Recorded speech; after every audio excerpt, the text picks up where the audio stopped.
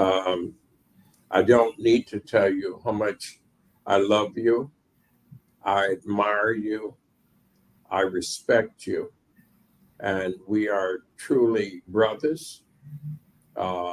Your mother was so close to me, and your daughter is my goddaughter, and I'm honored to have Kia as my goddaughter.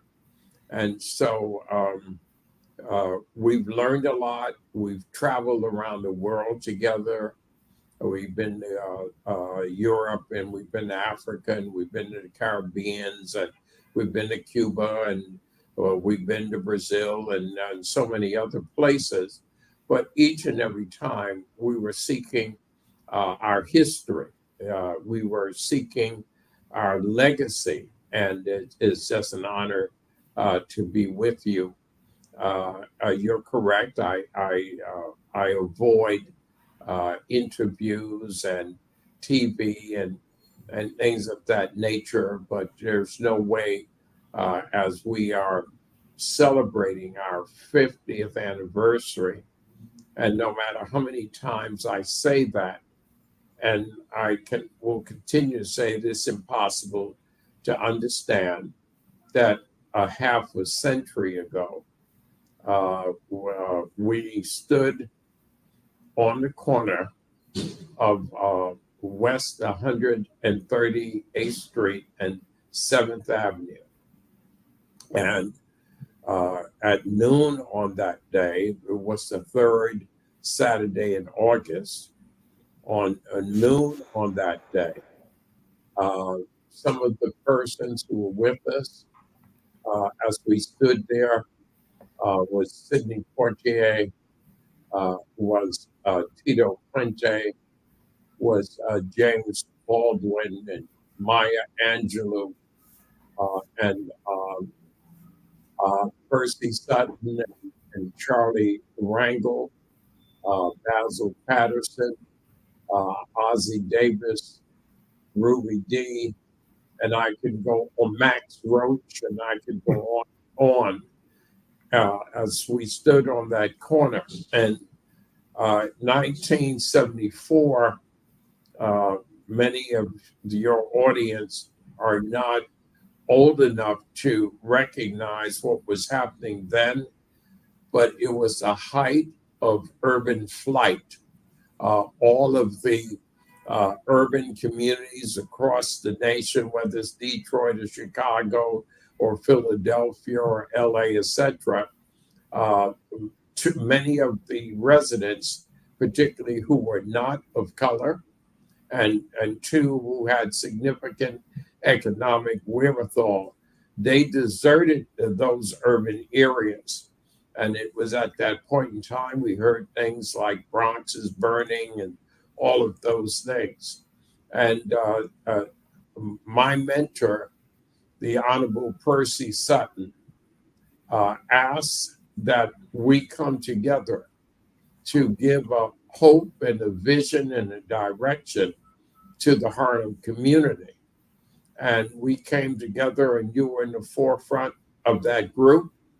And at 12 noon, we cut a ribbon. The street was blocked off on the uptown side of then 7th Avenue and 138th Street. And we cut a ribbon. And the ribbon was cut by the incredible Ozzie Davis. And when Ozzie cut the ribbon, he said, "This is the beginning of the second Harlem Renaissance." And he said, and in this Renaissance, we will control the direction, and it will be more than just entertainment and art, etc. Although we will expand on that aspect, it will be an economic renaissance. It will be an educational renaissance. It will be a community development renaissance. And so when he cut the ribbon, for your audience to know, that was the first time in the history of New York City a street, any major street, was named in honor of a person of color. And through Percy Sutton, it was determined that it would be Adam Clayton Powell Jr. And so now what we know as Adam Clayton Powell Jr. Boulevard, which goes from 110th Street up to 155th Street in the heart of Harlem. That was 7th Avenue at that time. And the cutting of the ribbon changed everything. And then, Tony, you will recall we walked from 138th Street down to 125th Street, and again 7th Avenue, which was just renamed Adam Clayton Powell Jr. Boulevard. And we had a concert in the plaza of the State Building. But what you might not recall, Tony, was the first event that was ever done at the State Building. And so if you go to the State Building, you'll see this massive marker that celebrates the opening of the State Building in 1974. And the concert was put together by the great Hal Jackson from WBLS and Frankie Crocker, one of the most outstanding names in the history of R&B. And the last point on that, Tony, is the irony that you and I were partners in a business organization, a cultural organization that was located at 310 Lenox Avenue, 310 Lenox Avenue. And that was between 125th and 126th Street on the 3rd floor. Anyone wants to reference that today, you would see that the base of 310 Lenox Avenue is where the Red Rooster is now. But it used to be, as you recall, Tony, United Mutual Life Insurance Company. And we were located on the 3rd floor. And little did we know what was happening 15 feet away from us in the same hallway on the 3rd floor, because that was where WLIB AM radio station was. That was owned by a Jewish family, the Novak family. And it's almost like spiritual, because on that same year, Hal Jackson and Percy Sutton and others bought WLIB AM. And it's incredible. It was like 15 feet away from each other. And when they bought that, Tony, this is a story, you love history. When they brought WLIB AM, the question that was given to them, Tony, is, well, do you want our FM channel? And the answer was no. Percy said, no, we don't need that, because no one had FM 50 years ago. And Hal Jackson stepped up to say, hey, yes, we will take the FM channel also. And so because Hal Jackson stepped up to say the FM channel, that became WBLS FM 50 years ago. Well, again, like, there's so many stories. One of the great things about being able to record, and you've been doing a lot of that with a number of entities since the pandemic to document a lot of these things, but it has been interesting, as you mentioned, to be able to walk down the hall and see a Frankie Crocker, people that you would hear, and his entourage, which is another story. Yeah. But at that same time, Sylvia's was a counter.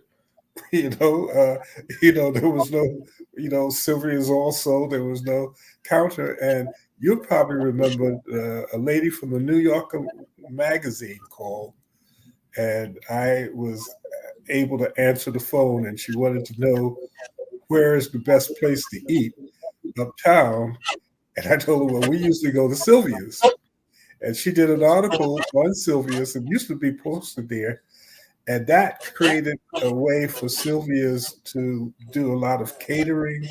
And Van always, when he was around in Quincy, used to always remind me, he says, Tony, that woman actually was the one, that story was the one that helped us not only move from a counter, but almost with the block. And there's so many stories like that. Tony, let me interrupt you because I want to give additional credit to you of what you do with the Harlem Tourism Board. Percy Sutton, who was then the Manhattan Borough president, but also at that point in time, you'll recall, Tony, there was something called the Board of Estimate. Mm-hmm. And the Board of Estimate was made up of the 5 borough presidents, the mayor, the controller, and the speaker of the city council. And the person that they elected to head up the Board of Estimate was Percy Sutton. And he was the only person of color in that entire group. And he had a vision on tourism and what tourism could do as an economic engine, because in our communities and in Harlem and the South Bronx, etc., there was a lot of devastation there. But he recognized the history that was there. He recognized the magnificence that was there, the churches, the museums, the parks and all of that. And I only reference that around 2 things, Tony. One, that when we were at 310 Lenox Avenue, Percy spoke to us and asked, and I thought about how we ought to launch this whole thing of tourism. And we said Sylvia's, because it was a half a block away from us, and it was certainly well known amongst Harlemites. And I went, I was assigned to go meet with Sylvia, who I'd known for years. And I went and I told Sylvia's, listen, we're going to do something special. We're going to start promoting tourism to Harlem, and you are going to be the site that we're going to focus on. And Sylvia, who I loved and respected, looked at me and said, Lloyd, you crazy. And I said, well, what do you mean, Sylvia? She said, Lloyd, you crazy. Ain't no tourists coming here to eat my neck bones.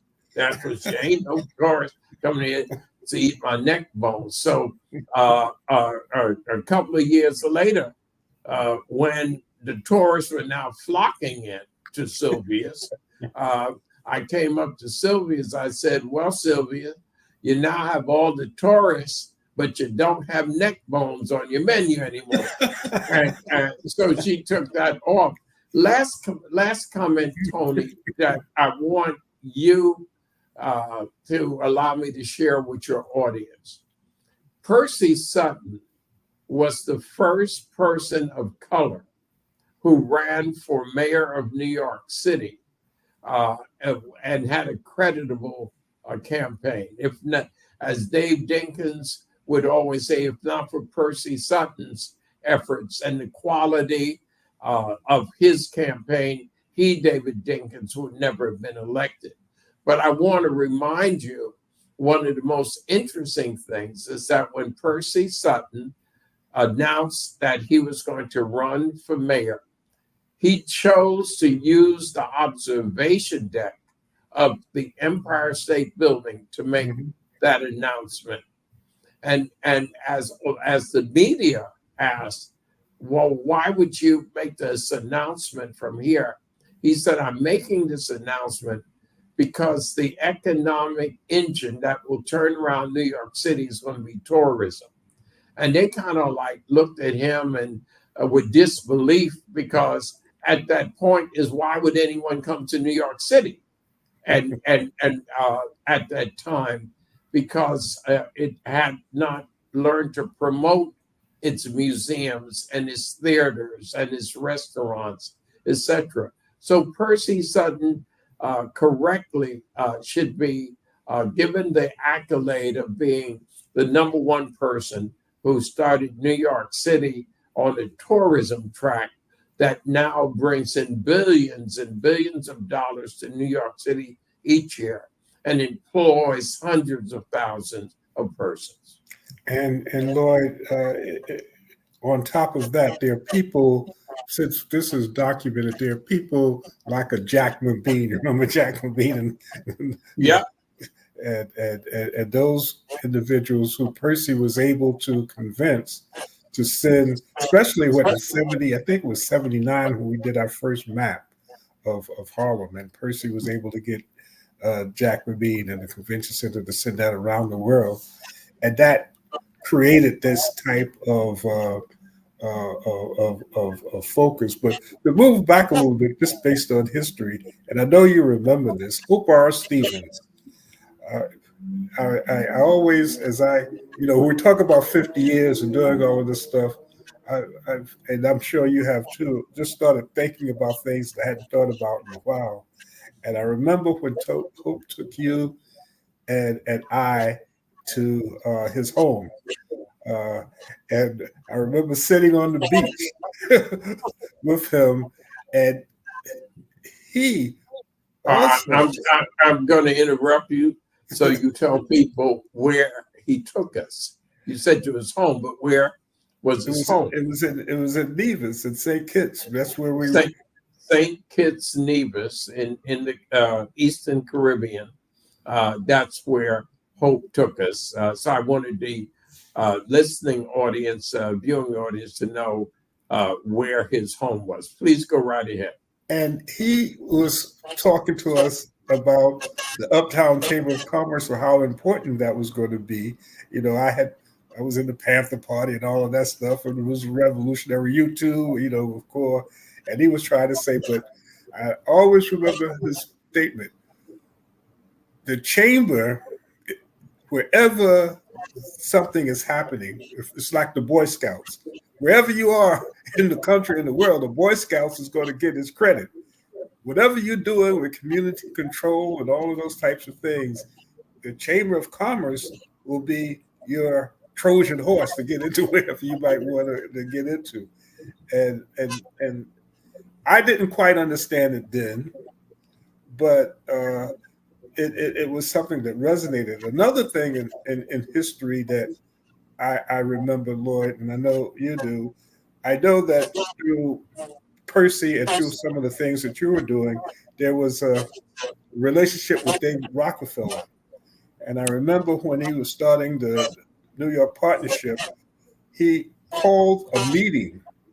I think it was downtown on Liberty Street, and he wanted all of the chambers to come to talk about coming back together, because again, that's when New York was bankrupt and he was trying to put things back into place. And you and I were the only two that represented north of 96th Street. No, let me stop it. Again, he was not at that meeting. He designated one of his senior persons to meet with the chambers of commerce. Let me explain to the audience. There are, in fact, 8 official chambers of commerce who are official. There are chambers that says they're the Little Italy Chamber of Commerce, or the Chinatown Chamber of Commerce, or the South Bronx Chamber of Commerce, and all of that is fine, and all of them should be respected. But there are, in fact, in New York City, 8 chambers of commerce, and that is the Bronx Chamber, the Brooklyn Chamber, okay, the Richmond Chamber, which is Staten Island, the Queens Chamber. So it's those 4. But because Manhattan was so strategic to economics in New York City, long before anything was happening in those other boroughs. In Manhattan, there was the Downtown Chamber of Commerce, the Midtown Chamber of Commerce, and the Uptown Chamber of Commerce. So it was those four and those three. And then the eighth one was the New York Chamber of Commerce. That was the umbrella chamber for all of the organizations. And as you so correctly remember, when you and I were not really going to that event, but Hope Stevens said he wanted us to represent the Uptown Chamber of Commerce, and we were the only people of color in the room. And so the Rockefellers representative had called everybody together to let them know it was time for the chambers to speak as one. And because something would happen with legislation, and the Queens Chamber would support it and the Brooklyn Chamber would oppose it. And that went back. He said, that's fine, but now we need to start speaking as one, so we have a unified voice. The people in the room, particularly the Brooklyn Chamber, that was opposed to speaking as one. They wanted to maintain their independence, and nobody's going to tell them what to do, and they could do what they want to do. And the gentleman made it clear, well, you can do what you want to do, but be clear, I'm here speaking for the entire banking community of New York, and we're telling you we need to come together. And you and I, Tony, and he asked whether there was any opposition to that, and you and I were the only ones in the room who said we support it. Okay, well, why did we support it? Because none of them were listening to what people of color had to say. And so we thought it was important that we talk about how do we move collectively. And you and I said we support it. And that led to a meeting that I had with David Rockefeller. And a relationship that was formed with him. And so then what we did, Tony, is with Harlem Week, we said we're going to have an economic development day and have a luncheon. And so as we talked to the white community, which was, of course, the dominant business people in the Harlems, they looked at us like we were crazy, like, well, you talk about economic and development, we're not going to be a part of that, etc. And we went and we spoke to David Rockefeller about it. And David Rockefeller said, well, I will help. And what he did is for the next 3 years, he chaired the luncheon for our Economic Development Day at the State Building. He chaired that luncheon. And as the audience can imagine, once David Rockefeller was there chairing the luncheon, all the debates, everybody who was relevant, you mean David Rockefeller's there. So then they started reaching out to us, Tony, and we could not accommodate everybody who now wanted to be there, because if you are a business person, how could David Rockefeller be there chairing it and you don't have a seat at the table? So you're very accurate in remembering that. And, there are things, and that's one of the reasons why, obviously, we can't talk about 60 years in time, but there's another event that is just something that reminded me of the things that we were doing many, many years ago. I remember going to you, myself, little Tony, and Ade going to a location to look for lights to go on 125th Street. Uh, because there were no lights on 125th Street, and we were trying to uh, do something around the holidays. And God, what's the brother's name? Rufy's husband. Uh, it'll come to me in a minute. But he's the one that said, "I'll finance," uh, to put some trees up.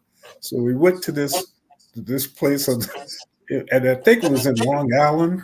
Excuse me, you were trying to remember Raleigh Bell. Raleigh Bell. Raleigh Bell.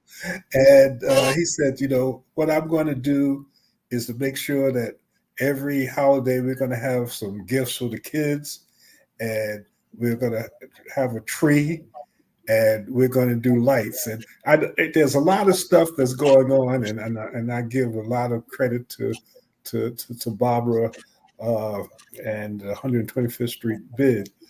But Barbara Askett. But that's something that a lot of people, and I just want to put that on record as it relates to how the first time in the new Harlem, the lights were on 125th Street. Those are things that I've been thinking about, Lloyd, that, sometimes we just don't remember all of this stuff. But I remember going to this place. They thought we were crazy. We said, we want to get some lights. We want to put them on 125th Street.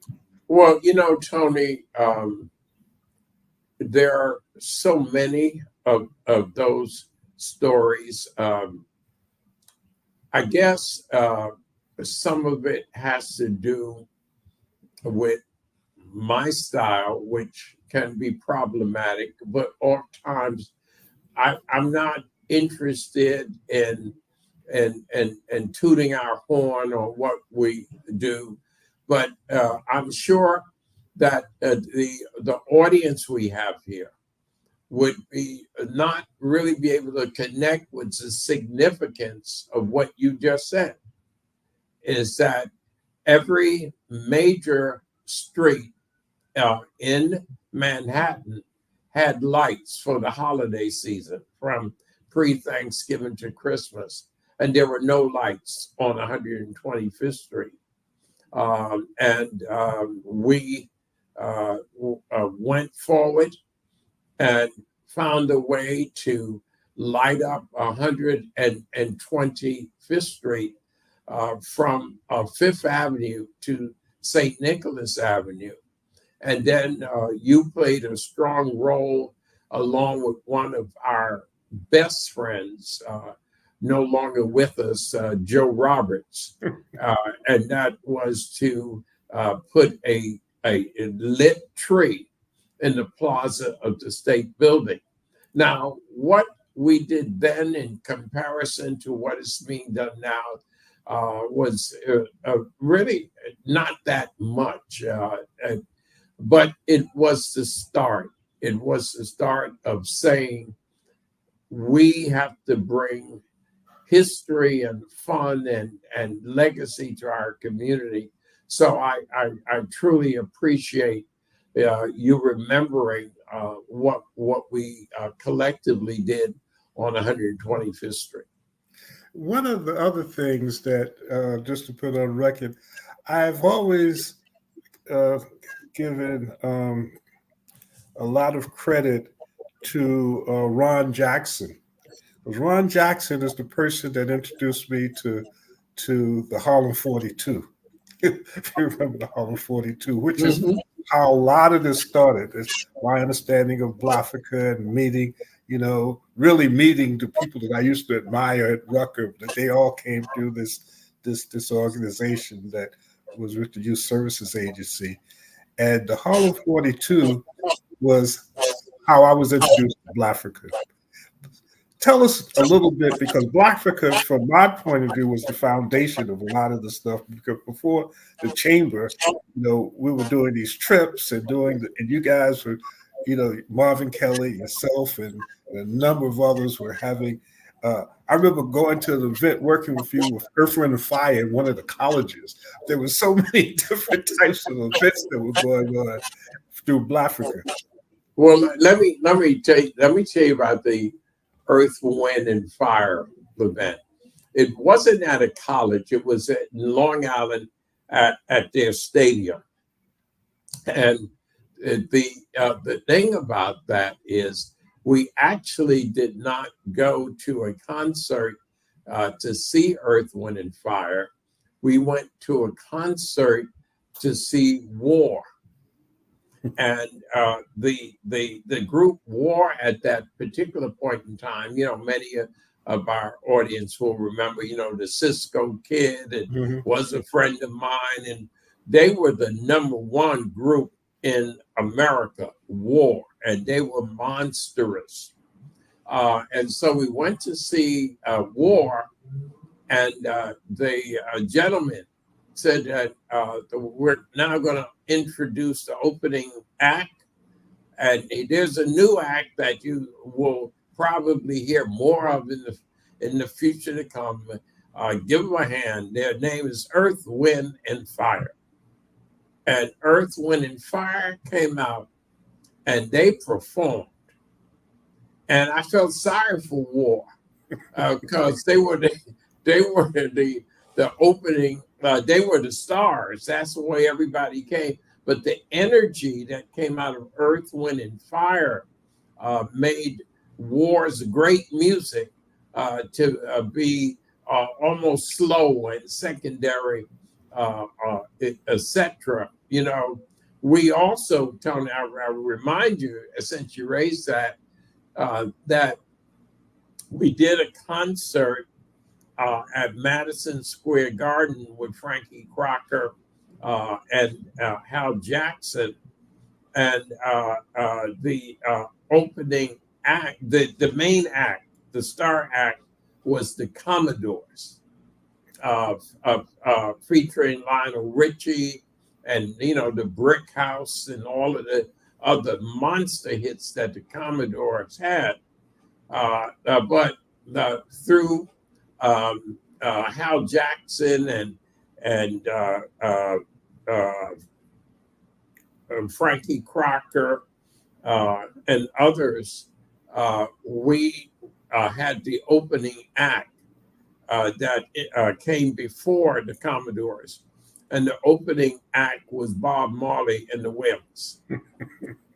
And why that was important is Marley always said that it was very difficult for him to perform in front of Black people in America. And why that happened was because he was part of that underground music thing. And so if they were at the Village Vanguard or any of those things, the people would know that Marley was coming, and most of the people who predominated those clubs did not look like you and I, and they would know Marley was coming, and they would buy up all the tickets. So it was very difficult for Marley to ever perform in America up at that time in front of people of color. And so we met with him and convinced him to be the undercard for the Commodores, and it was his first time. And then, a few months later, we with Percy Sutton, the Apollo Theater was locked down. It had been closed for years, and big chains and all sorts of debris, etc. But we spoke to Percy, and Percy convinced the owner of the Apollo, Mr. Shipman, to allow us to have access to the Apollo. And we then featured a week of Bob Marley, and the theme was Survival. That was the album he had. And it was one of the most incredible series of music and concerts ever at the Apollo Theater. So there are so many connecting linkages. And in fact, sadly enough, it was the last time Bob Yeah, Marley it's here. performed in America Right. because he went to England and Germany from that point and never returned as he died from cancer. There's so many different things that uh, I'm just pulling out of the box. When Robert Mugabe chose to come to speak at Harlem Day before he went to the UN, and all of the security people were around saying, well, his security people were the same people he was fighting for, so they would love to blow him up in Harlem. and we, and, and but that turned out to be one of the most significant speeches that went around the world. That also was one of the major introductions to the world of Harlem Day, because he indicated that he wanted to find a way to thank uh, the African and Caribbean community for their support. And the best way that he thought he could do that was on Harlem Day to make the speech before he did anything else. And so I know you remember that, but it was just, that was another significant thing that stood out to me. Well, Tony, as you speak about it, you trigger such meaningful memories. But Harlem Day became the foundation for African and Caribbean leaders to come to New York to speak to the communities of color on Harlem Day. And Minister Farrakhan, who came a number of times. Obviously, the great Nelson Mandela. We had the seven kings from Africa who all came over at one time to speak. We had the heads of government of Jamaica, and we could go on and on and on in terms of who came to speak to the massive audiences, etc. But I'll give you something that will make you laugh. The day we brought Richard Pryor. Oh yeah. Okay. we brought Richard Pryor up. So, I knew Richard Pryor. We weren't the best of friends, but we had a good relationship. And so Richard Pryor was performing downtown with Miles Davis. So Miles, who I knew from Ornette Coleman, another one of our stories, Legends, Tony. yeah. Okay. Miles asked me to come down to they were at the Village Vanguard. Can you imagine that evening at the Village Vanguard with Miles Davis and Richard Pryor? Okay.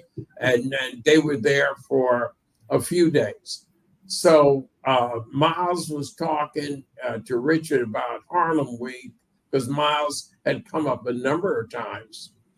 And he was telling him all the Black people, and Richard said, yeah, well, I want to go see my people. And so Richard came in, you'll know the story, and he entered the State Building where we had our meet and greet for the artists on the second floor, but it overlooked the massive crowds on 125th Street, because at that time, ladies and gentlemen, Harlem Day, 125th Street was closed off between Adam Powell Boulevard and Malcolm X. And there were all of the artists and exhibitors and vendors were on the street. And the major stage was in the plaza of the State Building. And so Richard Pryor kind of like bopped upstairs because he came in from the back, and he went and he looked at the crowd, and he freaked out. I remember that. He freaked I've out. never seen that many in my life. He never seen that many black people, and it was at nighttime. He had Right. never seen that many black people in the dark in the life, and he was afraid to go down and speak to them. So finally, we convinced him to come downstairs, and we looked around and we couldn't find him. And he was sitting in a corner of the building in a fetal position because he was afraid to come out. So finally, he did come out, and he did come up on the stage, and he did speak and say a couple of jokes, but spoke to the audience, and in his language at that time, he said he ain't never seen that many ends in his life, and that he was afraid of being around all of these ends. And so there's so many stories. We got the story of, remember the Chaka Khan. Chaka Khan, I was going to bring when she said, I need a drink. He said, y'all got to go out and get me something to drink before I go on the stage. Well, the problem wasn't that she needed a drink. The problem was that she had 6 quarts. Everybody, this is true. I saw her. She may have had more than that. I saw her consume 6 quarts of vodka before she came out on the stage. And another one that was really funny was Ray Charles, because everybody would look at Ray Charles and they would watch him sitting on the stool, rocking back and hoping he don't fall, because my man is blind and he can't see. You and I knew that he was really blind, because he had drank so much rum. And so while they looking at it from that point, we're looking at it from another point. God has blessed us so much, Tony. And more importantly, sometimes it's only when we look at the posters that we could even remember what we do. And when I'm with you, what is always so amazing to me is you bring up things that I may not have been thinking of. But we've been so blessed in terms of that. And one of the things that we did was we always integrated our culture. Mm-hmm. And so that if you came out to Uptown Saturday night or Harlem Day, you would see someone in jazz, you would see someone in R&B, you would see someone in calypso, you would see someone in salsa. Yeah, I mean, all of those, because our whole thing was, this is the foundation of our culture. And we can't, you'll remember Reverend James Cleveland, and of course, Bishop Hezekiah Walker, and we could go, Who's still with us. And we could go on and on in terms of what was done with gospel, Kirk Franklin, and or in terms of what was done with gospel. And it was important that our young people who came to hear someone in hip hop or hear someone in R&B was able to hear the magnificence of gospel. So the point of pulling those things together, and as we look at the 50th anniversary, we're going to celebrate the 50 years of WBLS this year. We're going to, at a great day in Harlem, which will be on Sunday, the 11th of August at U.S. Grant National Memorial Park. We're going to celebrate Sunday classics. There are Hal Jackson's Sunday classics, and on the 17th of August, which is a Saturday evening, on West 135th Street off St. Nicholas Avenue, we will be celebrating the Quiet Storm, Von Harper, the Quiet Storm. And on the next day, our main day, on Harlem Day, we will be giving tributes to Frankie Crocker and to Vi Higginson. And so our thinking is to do all of that. Funny, I'm going to tell you a story, Tony, that I don't believe you even know. The creation of the Quiet Storm, Von Harper in New York, came about two ways. One, I was in Washington, D.C. with one of our close brothers, Mr. Larry Frazier, when I was listening to this radio station from Howard University, and they had this segment called The Quiet Storm. And it was magnificent. And it had Smokey Robinson opening up with Soft and Warm, The Quiet Storm, etc. So I came back to New York City, and what we had with Von Harper, the velvet voice of Von Harper, he worked at WBLS, and he was trying to convince the chairman, Percy Sutton, to have that type of show. And he couldn't get over with Percy. And he came to me and he said, Lloyd, Percy will listen to you. Would you go speak to him? And I went and met with Sutton and told him he should try this because I experienced it in Washington, D.C. And that's how the Quiet Storm came to WBLS. But then, Tony, when I look at this and I look at what your contributions have been, what Joe Roberts' contributions have been, what Pamela Lee's contribution has been, you pulled up Raleigh Bell and Ruthie Bell. We could go on and on in terms of Ozzie Thompson. Remember Ozzie? How could I ever forget Ozzie? Ozzie was our first venture into the New York City Police Department, okay?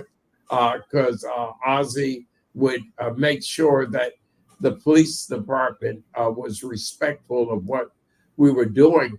And one of the great things is the first time I ever rode in a police car with the sirens going as everybody let us pass, it was with Ozzie Thompson. So, I mean, we could go on and on in terms of that. Max Roach, Tito Puente, Eddie Palmieri, Dakota Staten. And one of my favorite of all times is Nancy Wilson. Because Nancy Wilson was about business, okay? And she just came and she just performed. She didn't want a whole lot of backwards and forwards. And we don't have time on the show to discuss our experiences with James Brown. Mr. Brown. Well, Lord, I want to interrupt you because it was something that was funny. I remember we had some Halloween T-shirts, and the guy came to you and said, well, Mr. Brown don't want nothing else on the stand at the Apollo. And you said, well, if we don't put our Halloween T-shirts on there, Mr. Brown ain't gonna go. Well, let me give you the backstory to that. We don't have time for the full story. We had been treated quite poorly by James Brown and his organization when we had the first concert. We did the concert at the Apollo, the first one after he was let out of jail, and it was there were a lot of issues. So I won't take the time with everybody there. But now we have the second concert, and we are already prepared for him because we've experienced how he does things. So the producer that we had at the concert, you will remember, was Andre Robinson. And Andre Robinson called me and he said, Lloyd, we have a problem. And I said, well, what's the problem? He said, well, the problem is James Brown is threatening not to go on, and he's not going to go on unless he has his way. And so he was not my favorite person by that time. And so I went to the Apollo to find out what it is.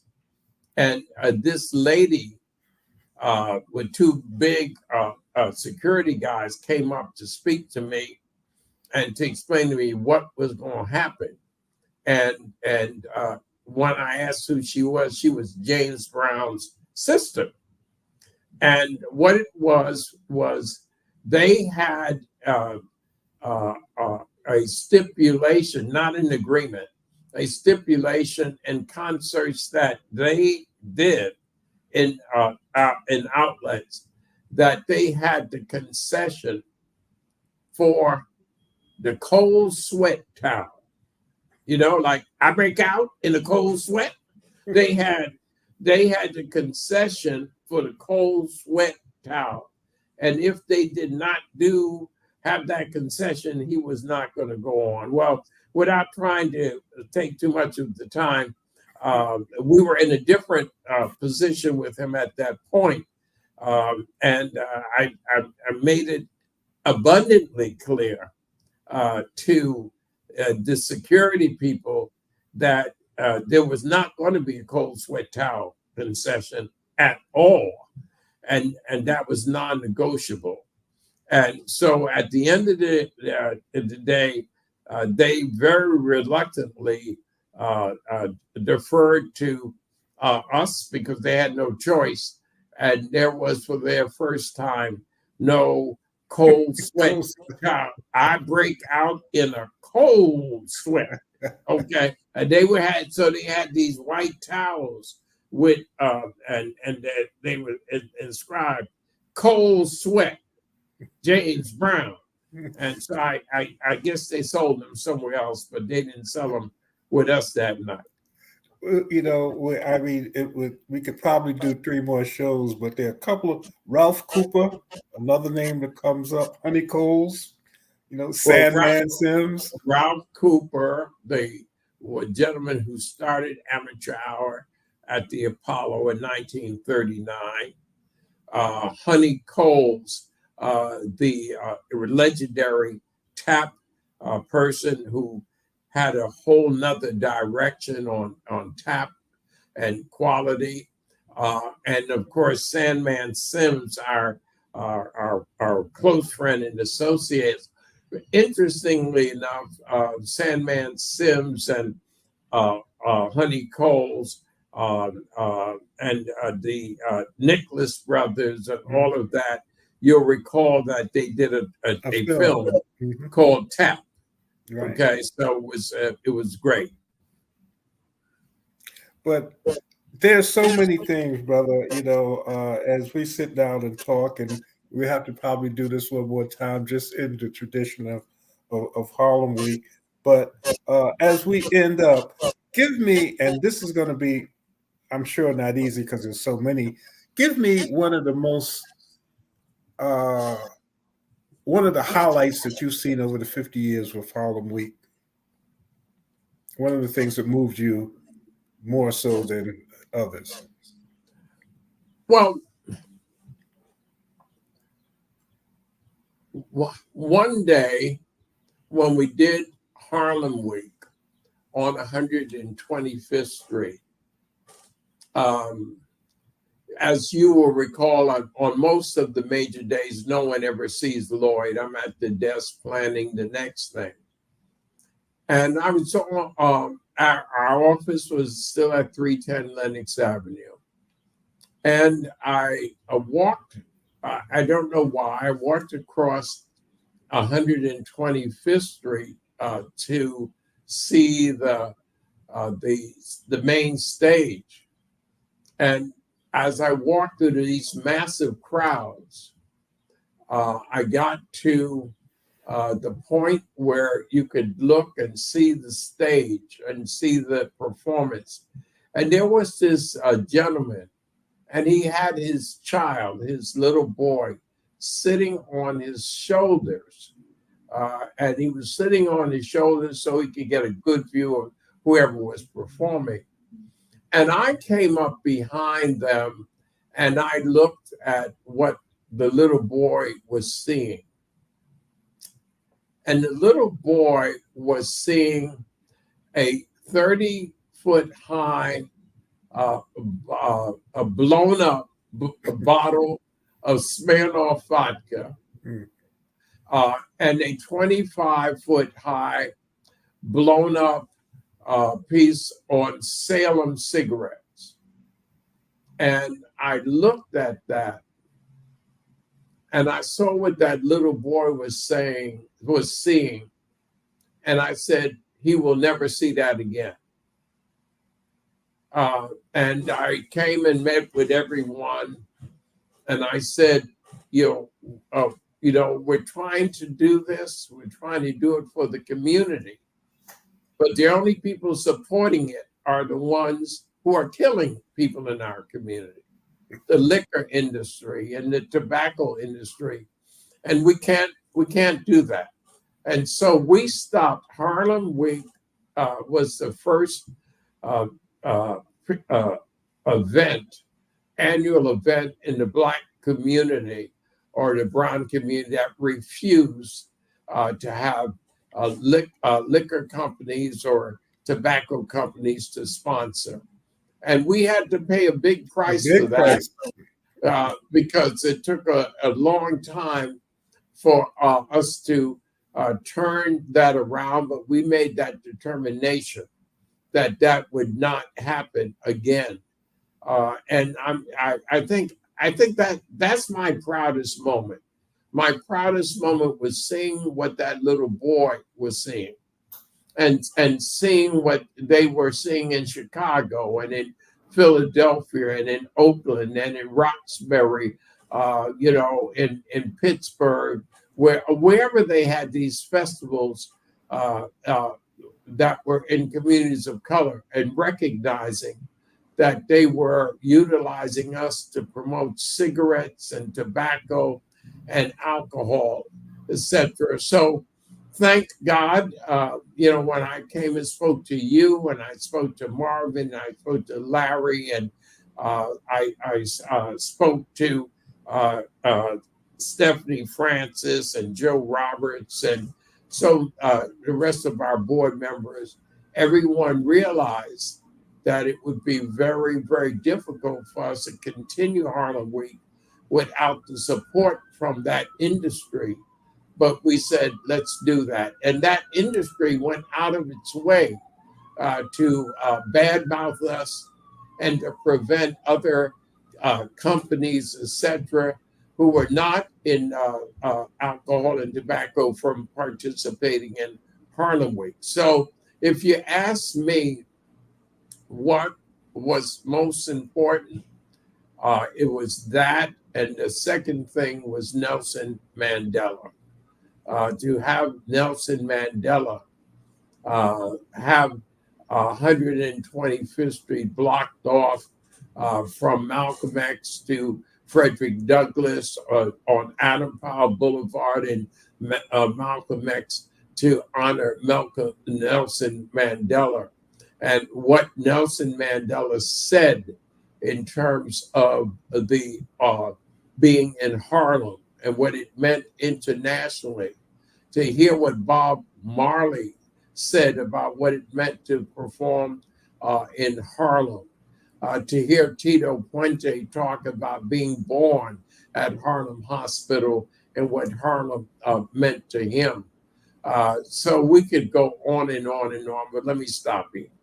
Well, again, brother, we're about running out of time. I wish we had more time, and maybe before Harlem Week is completely over, we can try to do a part two, because there's a lot of things that we haven't talked about, like how with Joe Roberts we used to print our flyers and then use and go out at night and paste them and hurts. And hurts. Well, let me mention to you, Tony, I did not want to do this interview at all. You know me, but I really didn't want to do it. But it was you, and I said, hey, my brother asked me to do it. But one of the things that came out of this is just speaking to you and hearing the things that are important and memorable to you. I would have never thought about the Christmas lights on 125th Street. I would have never thought about Melba's. I would not have thought about so many of the imagery that you brought to my mind, whether it was Robert Mugabe or so many other things. So it was a pleasure for you to take me down memory lane with you. And if the Lord allows us to do it again, count on me to be there. Well, thank you, brother. And one before you leave, I promised Byron Carr that I would talk about the chamber event that's going to take place on Thursday. The small business conference is going to take place, and we have a flyer here for people to look at. And you can call the chamber office if you want to RSVP. You have to do that quickly because the seats are filling up pretty soon. But so if you would call 212-862-7200, that's 212-862-7200, and let them know that you heard about it on this program and we have asked you to be our guest at the chamber meet and greet, where it will focus on thriving as a small business and strategies for success.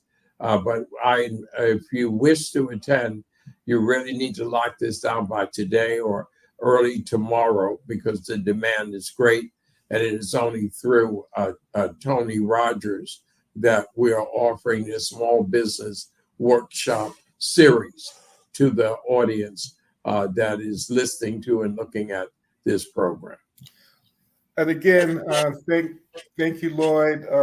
Thank Soul City for giving me this platform and some extra time to talk to you, brother, and bring up some things. I mean, there's so many more things that, they're in our storage, in our memories. Right. But we go back a long, long way, brother. And, one of these days we'll talk about the tour, the trips, and the things that we were able to deal with. But thank you for your time. I know it's busy, and I appreciate you doing this. I know this is not something that you usually do, and I really have a lot of gratitude for having this interview with you, brother. Hey, much love to you and the family, and thank you for honoring me by inviting me to be with you today. Take care. Okay. And that brings our show to the end. We might have gone over this a little bit, but it was well worth it. This was a historic conversation, one that in years to come, when you want to begin to know how all of this started or where it came from or who did it, you don't have to read it. You don't have to go through his story. You can just go on YouTube, where you can look up the Great Harlem Chamber or Harlem Week, Soul City, and you'll be able to see it from, as they say, the horse's mouth. So again, hope to see you again soon. Thank you for viewing, and God willing, we'll see you next week.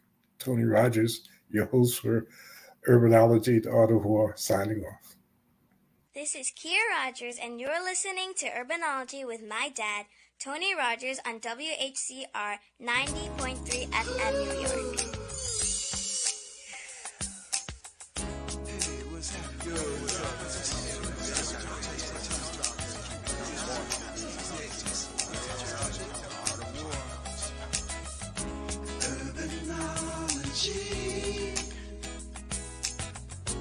Urbanology, yeah, the art.